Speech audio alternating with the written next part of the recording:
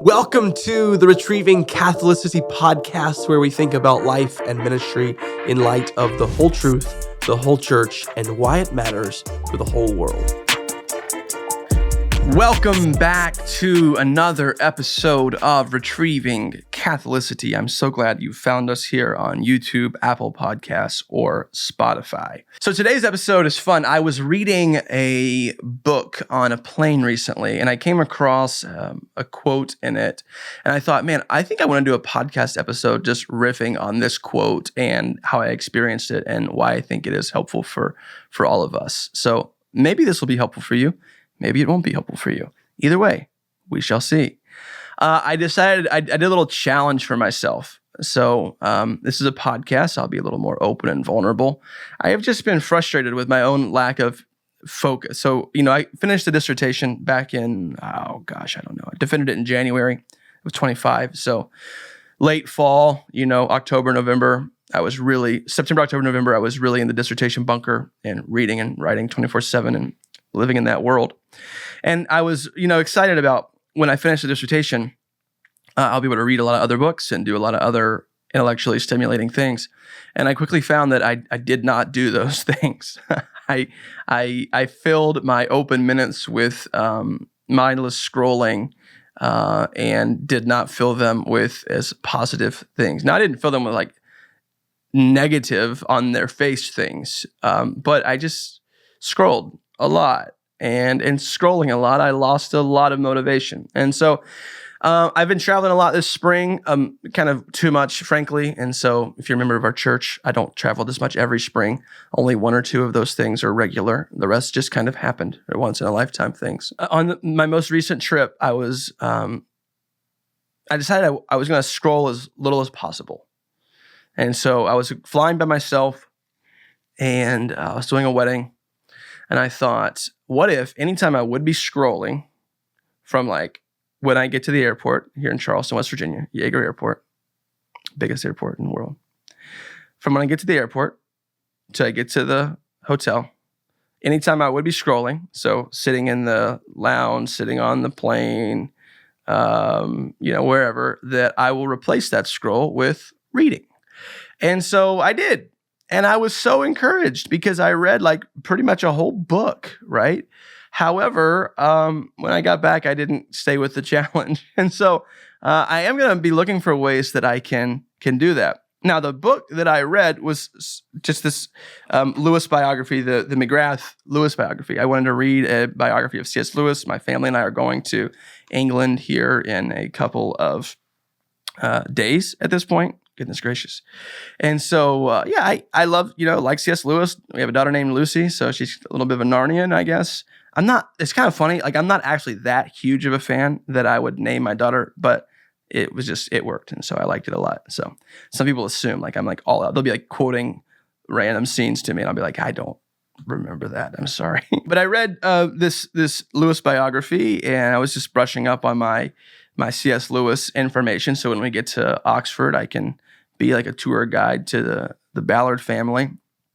And I came across something that was interesting, especially considering the fact that I was sort of on this challenge of let's replace the scroll with reading this book. And so at risk of losing my audience, I'm going to read just a paragraph and then we will talk about it. Lewis, it seems, could remember texts primarily because he had absorbed their deep inner logic. His diaries bear witness to his habits of reading an astonishing number of texts. His personal library contains annotations indicating when a book was first read and then read again. He was good at explaining complex ideas to others because he had first explained them to himself. I'm a professional teacher, and explanation happens to be one of the things I've learned to do. Lewis achieved this feat partly, here's what I want us to see. Lewis achieved this feat partly by neglecting other sources of reading, such as daily newspapers. As a result, even his friends sometimes found him worryingly ignorant of current affairs. Even his friends found him worryingly ignorant of current affairs. I want to make the case that there would be no C.S. Lewis if he had a smartphone addiction. There would be no Narnia. There would be no Mere Christianity. There would be no Screwtape Letters. There would be no there would be none of the things that he has left to a new generation had he been constantly addicted to a smartphone. Now, if you are a student of history, you will know that smartphones did not exist in the early 20th century. Yet there was certainly trivial means of information, and not even always trivial, sometimes important things. Like I think there are some of us who do need to be really up to date on current affairs and news. And there's a tension when you're a pastor because you want to be able to speak into what people are going through without being completely absorbed by whatever cultural moment that we're in. And so we see that tension in like all kinds of things, you know, in terms of from like a methodological side. In other words, how much technology should we embrace and how much should we like reject on principle?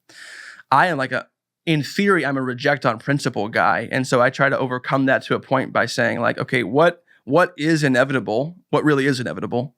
Because sometimes people will say, well, it's inevitable that X will happen. Well, it's not necessarily inevitable. Like sometimes you gotta, you know, stand up and not let X happen.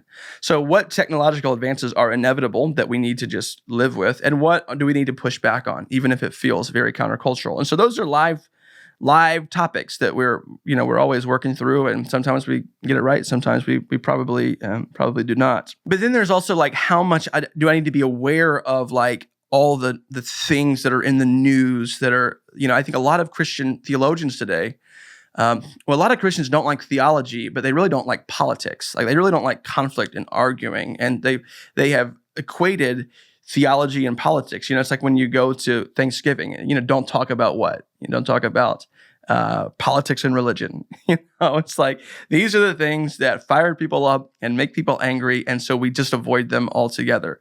And so I would argue that some pastors, seminary presidents, if you will, have daily just reflecting on whatever the thing is that day, okay? And you can build a nice reservoir of content of applying biblical principles. And I want to be careful not to like besmirch that because I do think that there are people who need to be really in tune with current affairs, to use the McGrath's term about what Lewis was worryingly ignorant of. There are Christians, I think, who need to help Christians think about current affairs, who maybe need to be more up on every single news cycle. But friend, hear this. I don't think every Christian needs to be trapped in a constant flow of headlines. In fact, I'm making the case in this podcast that saying yes to some things is inevitably saying no to other things. So I wouldn't have said that sitting at gate A1 at Yeager Airport and scrolling from 7 a.m. until 8:30 a.m. is saying no to something important.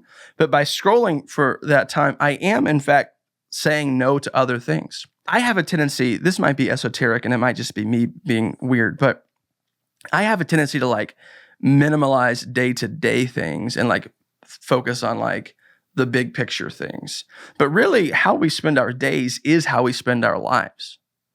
Like the way we live on like normal days, the things we eat, like whatever, like normal days comprise a lifetime. And so I just want to be aware that when I am scrolling my life away, I really am scrolling something away. I really am saying, I am doing this instead of doing this. And so when I read this quote from Lewis, I'm like, oh, not from Lewis, from McGrath about Lewis.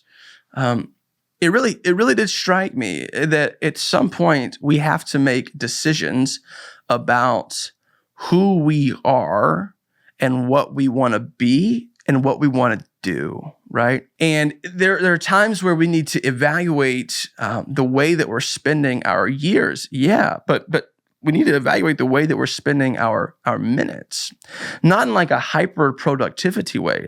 I am not your guy for that line of logic, but in a worshipful and meaningful way, right? So on a small scale, I was really encouraged because I could read 400 pages, 300, 400 pages in the amount of time I would just scroll away over a couple of days. You know, I was like, wow, I still can read. That's really wonderful, you know? And I came across this quote and I realized that that Lewis was able to be what Lewis was and do what Lewis did and fulfill his task for the kingdom of God because he said no to other things. And many of those other things would be things that were significant. You don't think they're current. There's a lot of current events that were really significant to a man who fought in World War I and lived through another World War. I mean, there's a lot of things that could have captivated his mind and captivated his heart. And so this might be helpful for you. This might not. And you might say, why is this even included in Retrieving Catholicity? I would just say this. I have in mind sort of recovering this doctrine of wholeness of the Christian truth. And there's a small corollary there to like wholeness in the Christian life, that our life should be meaningful. And to live a theological life is to live a life, and we're going to do an episode on this, to live a life just aware of God in all things. Even when I'm just spending an hour at the airport, if you will. And so I don't come to you as one who's got all the answers, because clearly I went back to scrolling on my phone too much after I had this epiphany, if you will.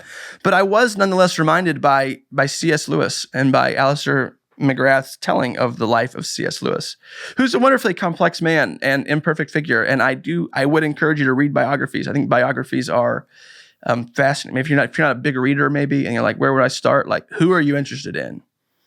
Like, what do you like? Music, sports, whatever. Find a person that's noteworthy and read their life story, and you'll find something helpful there. But all that to say, I was reminded that we have to say no to lesser things to say yes to greater things. And when we do that, we are more aware of what is true, what is good, and what is beautiful. And so I want to be that kind of Christian in my ministry, in this podcast, in my preaching. If you are constantly obsessed with the news or Twitter or denominational politics or whatever it is, like that is going to shape your ministry. Whatever you are saturated in will get others impacted, just period. And I truly believe we need Christian leaders who are engaged on all of those fronts.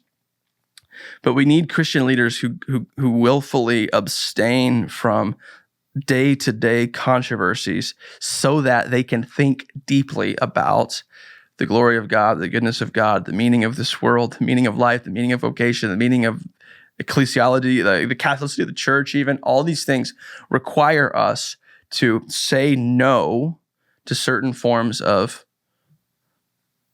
content, maybe less podcasts. Maybe the point of this podcast is to not listen to another podcast today. Make sure you like, subscribe, review, rate this podcast, though. Let's get a little bit of hypocrisy in here. But I do think podcasts can be helpful if they point us to longer form, more meaningful things. So all that to say, C.S. Lewis would not have been C.S. Lewis if he did not choose to give his attention to certain things over other things. What are you giving your attention to? What are you choosing, either by means of actively choosing or by dopamine-induced addictive choosing? What are you actively choosing, and where is that leading you? Who are you becoming? What are you producing? What are you becoming like, right? And what impact is that having on others? I'm thankful that C.S. Lewis was ignorant enough to write something like the Chronicles of Narnia. And I hope I will be ignorant enough to leave something worth saying to a generation of churches who are not bound by the same fights and same squabbles and same issues as us.